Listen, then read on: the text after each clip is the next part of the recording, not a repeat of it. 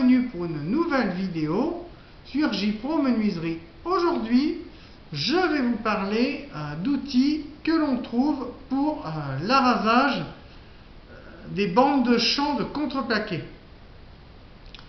Quand on veut embellir une plaque, des fois on colle soit des champs, soit un film, et pour l'arasage d'équerre, des champs ou des rebords, on utilise certains outils comme ceci, qui est un araseur qu'on va poser sur la plaque de face, qui permettra d'araser le champ.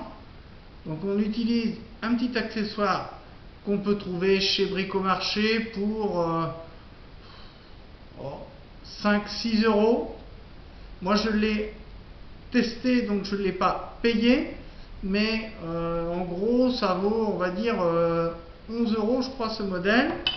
Après vous avez des modèles comme ça qui sont un petit peu polyvalents pour le carton, le plastique, etc., qui peuvent servir aussi aux bandes de champ de contre-collé. Mince.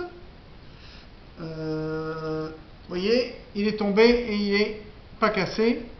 Donc moi je trouve qu'il est très costaud aussi. Ça c'est un modèle de chez Action. Et ça coûte moins de 2 euros. Et c'est bien parce qu'il a une protection. Donc très facile à utiliser. Voilà, et je déclipse. Et pour changer la lame, alors c'est pas évident de trouver des lames. Chez Action, il y en a de temps en temps, mais pas tout le temps. Il faudra déclipser ici, dévisser un petit peu là et enlever la lame circulaire. Alors ça sera moins précis que ça, mais ça fait l'affaire aussi. Alors, il faudra donner un petit coup de papier de verre sur la bande de champ que l'on veut plaquer, que l'on veut décoller, décorer. Il faudra donner un petit coup de papier de verre. Moi je conseille du 180 ou du 240, tout petit bout. Voilà. On peut même incliner pour faire éventuellement un léger chanfrein. Moi je vous conseille plutôt ce modèle là, parce qu'on aura un meilleur appui que le modèle circulaire. Il y a beaucoup moins d'appui, il est moins pratique.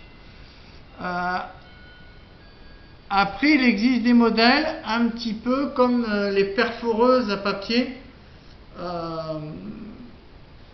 avec ça fait un espèce de pont. Alors j'en ai pas moi, un espèce de pont avec des lames de chaque côté, et on va tirer comme ça et ça va raser le champ. Mais j'en ai pas. Moi j'ai ces deux modèles là, avec une préférence pour celui-ci, mais les lames sont encore plus difficiles à trouver que pour ce modèle. Mais globalement plutôt de bonne qualité. Alors ce que je fais, c'est que je l'affûte de temps en temps. Normalement c'est non affûtable, mais là il est un petit peu mangé ici parce que je l'ai affûté.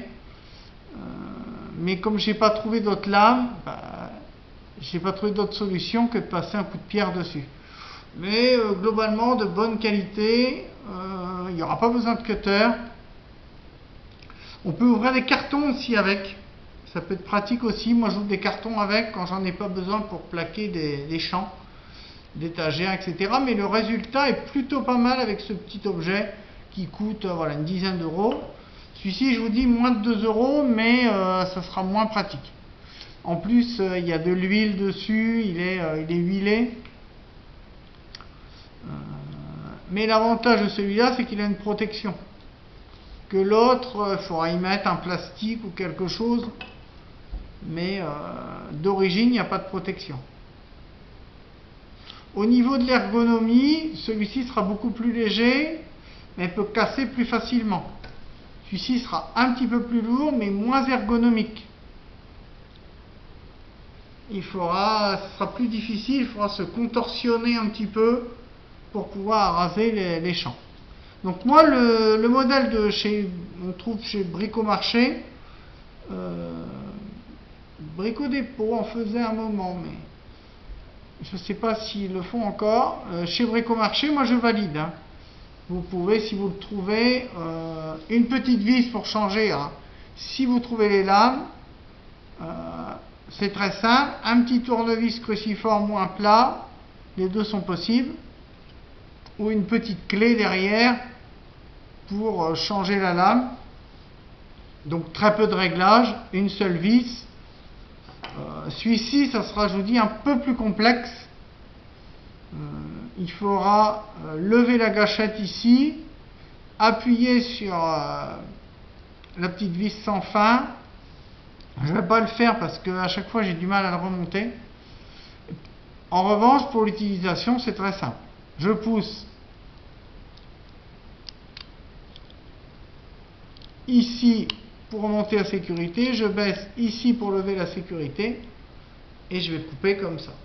Mais il y a moins d'appui, moi je trouve. L'appui en plus est rond, donc il y aura plus de bavure. Ou alors qu'il faut le prendre comme ça. Il y a une autre solution, c'est de mettre une cale en bois et après de tirer comme ça, mais je trouve que le résultat est beaucoup moins précis. Alors que celui-ci, j'ai déjà la butée ici. Donc je me bute sur le plat et après j'arrasse comme ça. Ou comme ça. Alors c'est dommage, ils auraient dû mettre un biseau ici pour pouvoir arraser dans ce sens-là. C'est pas possible. Alors peut-être qu'il y a des modèles qui existent comme ça.